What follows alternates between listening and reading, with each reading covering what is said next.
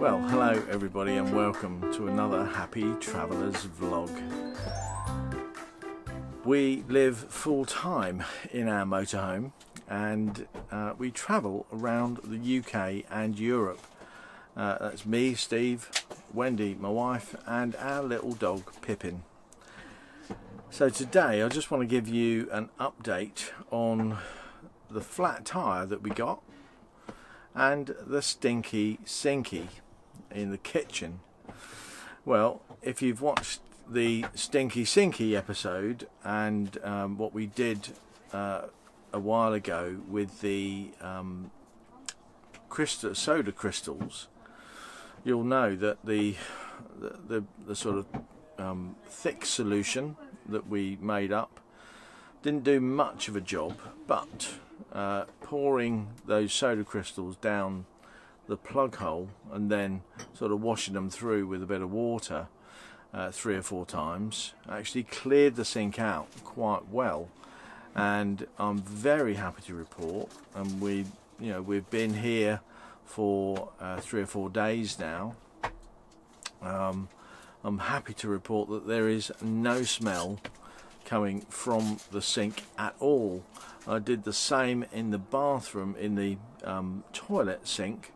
So there's a wash hand basin. I did the same there. I put Soda Chrystals straight down the plug hole until it just sort of filled up and I couldn't get any more in. I sort of poked around with the end of a knife to get them flowing in there a bit more, and force as much as I could, and then I just ran water on top of those, and it worked really, really well.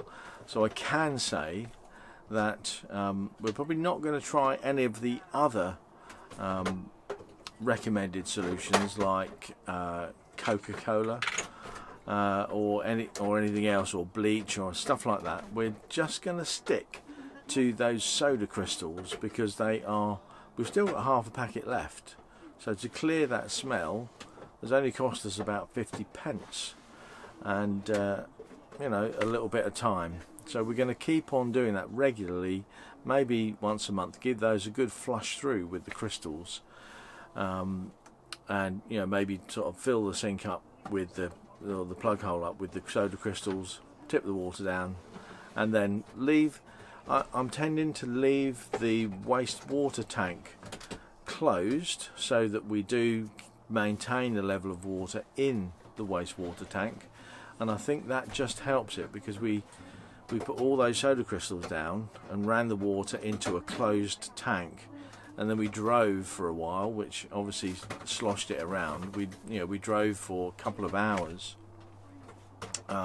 sloshing that around in the tank, and when we emptied it out it was a bit sort of sludgy and stinky, and I did push a hose right up inside the tank and push water in from the emptying valve side, and a lot more sludge came out, which I'm really pleased about.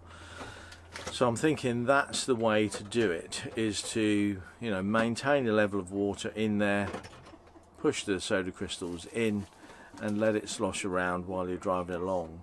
So keeping the waste drain open, I think, is not going to be for us. We're gonna maintain it closed and empty it now and again, and then sort of clean it through with the Soda Chrystals. Now, while it was in the little storage place, we got a flat tyre. So when we came to pick it up, the driver's side rear tyre, so there are 3 axles down the side, so we've got a 6-wheel vehicle. The Autotrail Comanche has what they call a tag axle at the back, so it's got 2 wheels at the back, exactly the same, about that far apart, so that it spreads the load, and that's why it's able to carry that heavier weight. It's a 5-ton van. The rear tyre on the driver's side, on the offside, was dead flat, and we thought, oh, we've got a puncture.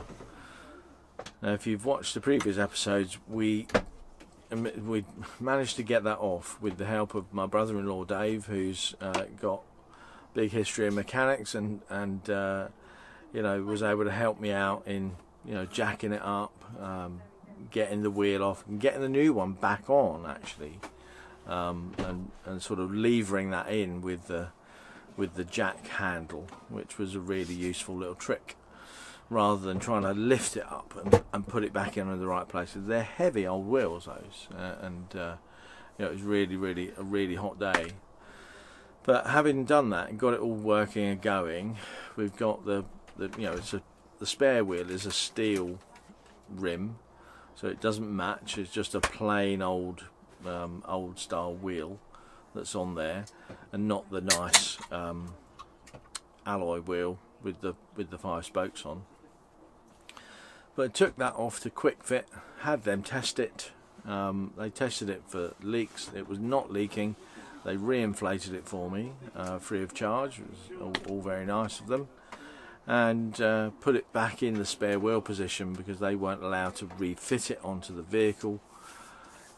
And so far I've checked it a couple of times and it's maintained its pressure, so it's not gone flat again. So it looks like somebody's actually come along and let that down, and that's a bit weird, because and the reason I say it's a bit weird, because the time before last that we had the van in storage, when we came back, I noticed there was that bit of damage on the front of the van and in the just above the wind out canopy awning, and it didn't look like damage. It just looked like somebody had sort of knocked into it and you know, scuffed it.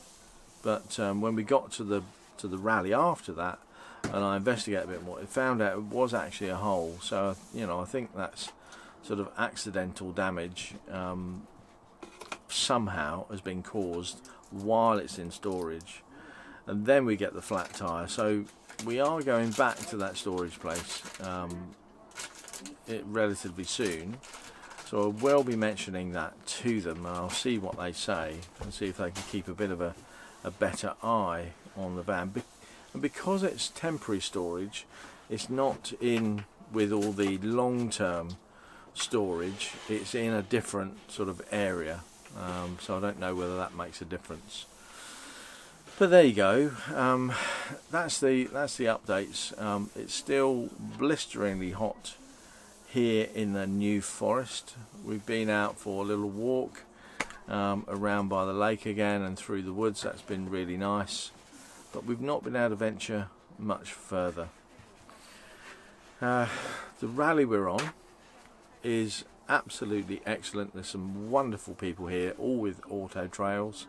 We're having good, making new friends, having good conversations, and yeah, we're having a really nice time. So, but that's it from us today. Oh, apart from one little thing, what I will say is that I have now ordered the fiberglass repair kit from East Coast Fiberglass and a gel coat repair kit too.